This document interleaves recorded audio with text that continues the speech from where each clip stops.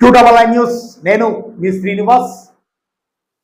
Telugu latest news update కోసం మన QII news ఛానల్ని తప్పనిసరిగా సబ్స్క్రైబ్ చేయండి. విజయనగరం జిల్లా శృంగవరపుకోట నియోజకవర్గం వేపాడ మండలం కొండగంగుగూడి గ్రామంలో పొలం పిలుస్తుంది కార్యక్రమంలో పాల్గొన్న శృంగవరపుకోట నియోజకవర్గం ఎమ్మెల్యే కోళ్ళ లలిత కుమారి అనంతరం జిల్లా వ్యవసాయ అధికారులతో కలిసి పొలం పిలుస్తుంది పోస్టర్ని ఆమె ఆవిష్కరించారు.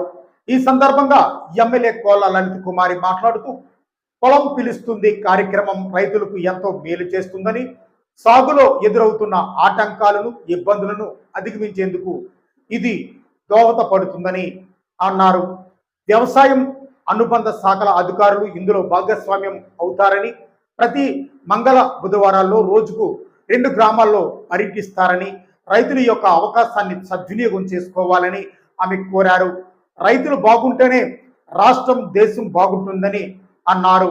వ్యవసాయ శాస్త్రవేత్తలు, వ్యవసాయ అనుబంధ శాఖ అధికారులు బృందం క్షేత్రస్థాయిలో పర్యటిస్తారని, సాగులో రైతులు ఎదుర్కొంటున్న ఇబ్బందులను గుర్తించి అవసరమైన సూచనలు, సలహాలు అందిస్తారు.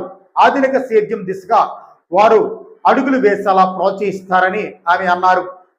ఖరీఫ్ రబీలో చెరో 4 నెలల్లో ఈ కార్యక్రమం నిర్వహించాలని ప్రణాళిక రూపొందించామని ఆమె తెలిపారు. అనంతరం సేంద్రియ ఎరువుల తయారీ కేంద్రాన్ని ఆమె పరిశీలించారు.